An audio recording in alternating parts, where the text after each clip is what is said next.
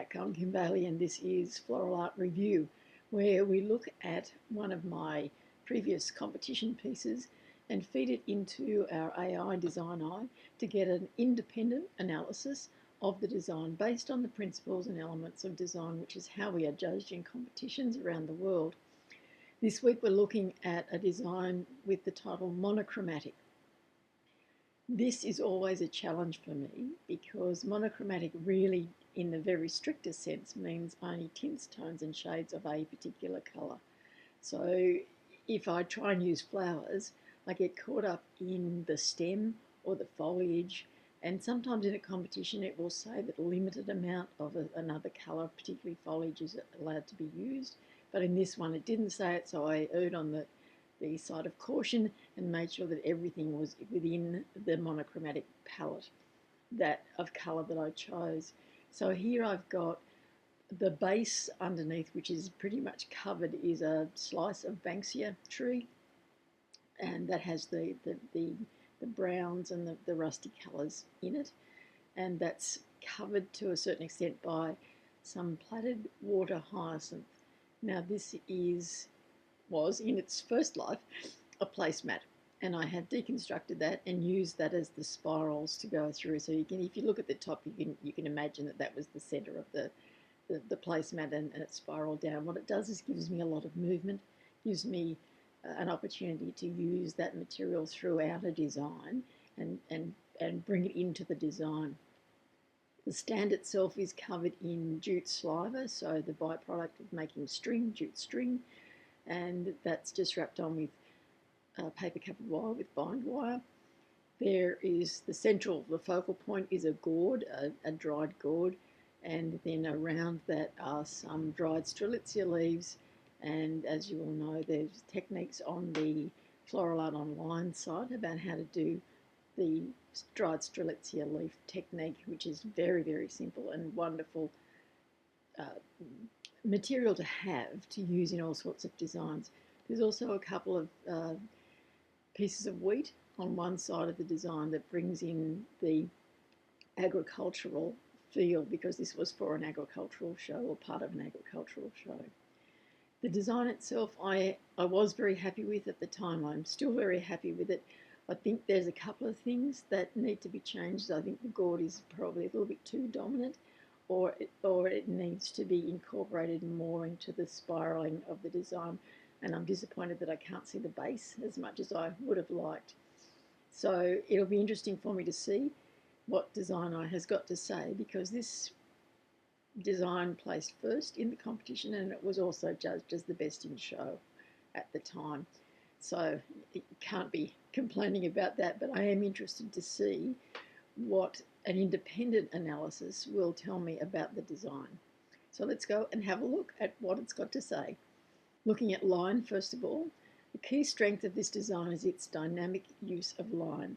The looped and twisted fibre elements, braided straw, twine and curved foliage create circular and spiral lines that draw the eye around the design. Vertical lines are introduced subtly by the upright gourd and the dry grass stems, which is the wheat. The interplay of curves and straight lines evokes both movement and groundedness.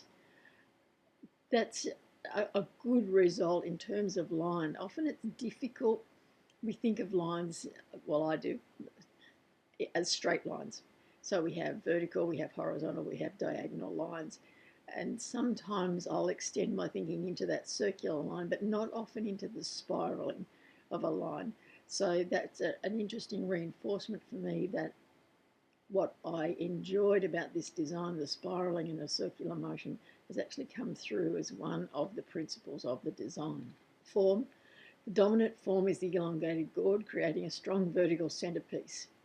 I still think it's a bit too dominant, but it's probably colour more than shape. Surrounding it are repeated circular forms, which soften the solidity of the central form and build rhythm. So that's a good thing, that the spiralling and the circular backing and the movement that is in the dried strelitzia leaves has softened the impact of that gourd particularly, even though, but it's still got that circular base, so it fits in with all of the different lines that are there already. The design achieves an interpretive fluid containment with within a near spherical framework. Interesting. Bit over my head, that one. I'll agree with it. Colour. As the title suggests, the design adheres strictly to a monochromatic palette of warm natural beige, ochre, sand and earthy brown tones. And as I said in the introduction, I wanted to err on the side of caution and make sure that there was absolutely no other introduced colour other than the framework of the warm beige colours. The subtle variation in tone from pale straw to deep terracotta adds depth and visual interest while maintaining unity. The warm monochromatic theme evokes harvest, tradition and groundedness. I guess the combination of the gourd and the wheat suggests the harvest style of things, but it's reassuring for me that I've got that variation in tone within the monochromatic scheme, and that it has added interest to the design. And as I look at it now, I can see that it has added depth to the design, because having the gourd with that stronger colour angled so that it comes forward but heads back means that you look into the design a little bit more and you see the variations in all of the plant material that are there. It's almost like a trip of discovery rather than having a very flat.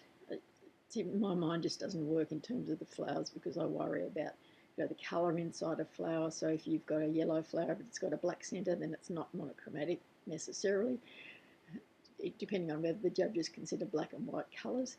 But those sorts of things play on my mind a bit, so I went for the safe thing for me in terms of this monochromatic colour palette that I chose. Texture. Texture is the standout feature. As you know, this is one of the things that I really enjoy about floral art, is the dynamic of the textures. Rough, fibrous, braided, matte and dry textures dominate. There is a tactile richness created by layering these different organic materials. Texture substitutes for colour variation in creating contrast and interest. So that's another thing with a monochromatic design, is that you have to think about what is going to create interest and contrast in the design, because you can't contrast the colours particularly well, but you can contrast the textures, and you should contrast the textures or the line in this case. Space. Space is effectively managed. The central gourd anchors the composition. The circular framework defines the space but leaves ample negative space, ensuring openness and lightness despite the dense textures. No area feels overcrowded. I feel that the base is a little bit overcrowded. I think there's too much of the water hyacinth around the base. I would like to now see that lifted a little bit higher up, or just even use less. I didn't need to use it all, so that you could see and there was a bit of space between it and the base that it's on, because the base is being lost completely in the design, and it had some good texture and colour in it as well that would have even made it more dynamic. But I like the idea of the analysis showing that circular framework at the back of the design is framing it, but is not detracting, not enclosing it so much, because there's still plenty of space around. And I do like to emphasise the idea of using negative space as part of your design, so that it doesn't look like it's all these things that are just placed around. The negative space, the space in between the things that you've placed, becomes part of the design. Balance. The design achieves asymmetrical balance. The heavier gourd base is visually counterweighted by the open framework above and around it. Curved foliage on one side balance the tall, dry wheat on the other. There is clear stability both visually and structurally. This is the point that we don't agree on. Yes, I think it's balanced, but I think there is more visual weight at the base than there should be. Let me put it that way. And I think, once again, as I just said, if I removed some of that water hyacinth, the plaited, the braided section, and you could see the base underneath, it would enhance the design even more. Maybe it wouldn't, though. Now that I'm thinking about it, it's quite a heavy slice of timber, and it might make it might not be enough break between the gourd and the heavier base. So I'd have to play with that and have to look at it and resend it to DesignEye and see what it thinks about that adjustment. Rhythm. Rhythm is created through repetition of curves in rope, foliage, and plaits. Gradation in the size and placement of coiled elements, gentle flow around the circular structure which guides the viewer's eye in a spiral motion. So yes, there's plenty of rhythm in it, and that was very much what I was going for. And I think rhythm is often easier to manage in a design if you've got that circular or spiraling framework, because you get the movement, and so you feel that rhythm of movement through a design. Dominance. The gourd is the dominant focal area, supported by the enclosing circular frame and spiral movement. The surrounding elements enhance and frame rather than compete with the central feature, which is a good thing. And I guess that's probably the saving grace of the gourd, is that everything else is working around it and uses it as part of its framework, and so that incorporates it into the design more so than having it stand out too much out of the design. Contrast. Textural contrast plays a more significant role than colour due to the monochromatic scheme. Smooth versus rough, rigid versus flexible, solid versus open. There's also contrast of form, linear, wheat, circular hoops, vertical gourd, curved foliage. So that was an interesting observation within this analysis, is that the contrast, I would have said that the contrast is in the textures.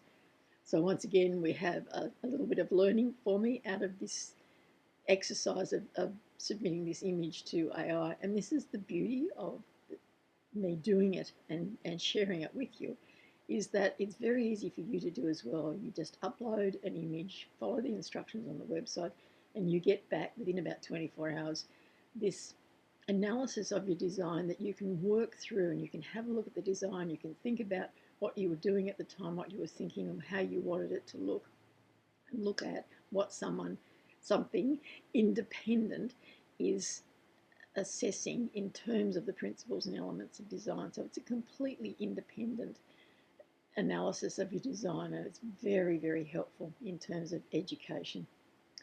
Unity. Unity is very strong due to the restricted colour palette, cohesive natural materials, harmonious layering and repetition of forms. Every component appears intentional and integrated. And that's a really good result out of a Unity, because given my penchant for textural contrasts, sometimes Unity can be a problem for me because I go for too many different things, so there's too much contrast in a design. So I like to see that I have managed the Unity, and perhaps that's an indication for me that if I stick to a very restricted colour palette, not necessarily just the one colour, not a monochromatic one, but if I restrict my colour palette and think about the natural materials that I'm using, then I might do better in terms of the unity of some of my designs. Let's now have a look at some suggestions that our DesignEye has got for us for this design. Enhance visual flow near the top. The top section of the circular frame could use a slightly more visually engaging or contrasting detail, perhaps a finer textured or slightly lighter toned material to break the density and keep the rhythm going. And I think what I looked at earlier and what I observed earlier was that bringing that spiral up through the design of the water hyacinth might well help me in terms of this particular suggestion of having more visual flow at the top. So a bit more of a spiral at the top, so that it was quite clear that that's where the movement was going. So definitely something I'd try. Fine-tune transitions. The area where the spiral braid meets the gourd could be refined for a smoother integration, avoiding an abrupt stop in flow. Once again, I think that it comes into what we've just talked about now, is it bringing that into a more unified design, but spreading the spiral a little bit further. Base refinement. The design base could be lifted slightly or texturally contrasted from the display surface to better showcase the coiling structure. It currently merges a little with the black cloth visually, and this is because you can't see the base underneath. And so that would be something that I would definitely look at in terms of improving this design. And as I mentioned earlier, I would still have to look at whether that using that the Banksia slice that is there at the moment, whether that might be too much weight, visual weight at the base of the design. So a few things, suggestions there that I could try one at a time or in conjunction altogether, then resubmit it to AI and say, now what? What next? So in summary, the overall impression from DesignEye, this is an elegant and well-resolved monochromatic interpretive design, rich in texture and movement. The spiral and spherical elements suggest cyclical time, harvest or continuity, or appropriate thematic interpretations. The restraint in colour, combined with diversity in form and texture, demonstrates mature design thinking and excellent technical control. It's both conceptually and aesthetically strong. So it recognises that it met those principles and elements of design sufficiently for it to be an award-winning design, and that was reflected in the human judge. So you can see that when the judging is done based on those principles and elements of design, whether it's a human judge, whether it's AI, that there are things that just match the criteria for judging. So a great summary for me to think about, but also has given me some things to change and to experiment with in terms of my thinking about a design of this kind. So there we have an analysis of the monochromatic design. I hope that that has given you some ideas and some thoughts for your designs and your floral art journey. As I said earlier, you can always upload an image of your own, have it analysed, think about the results. A human judge does look at it as well, the results, just to make sure that it's going to make sense for you, that it hasn't picked up some weird plant material that it thinks is being used.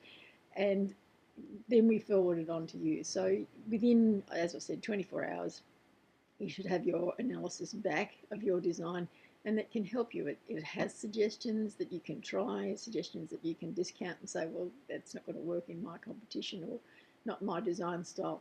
But it does help you in your own time travel through your floral art journey. So I wish you well on that journey, and I would encourage you to join me next time for our next analysis. For now, I'm Kim Bailey, and this is Floral Art Review.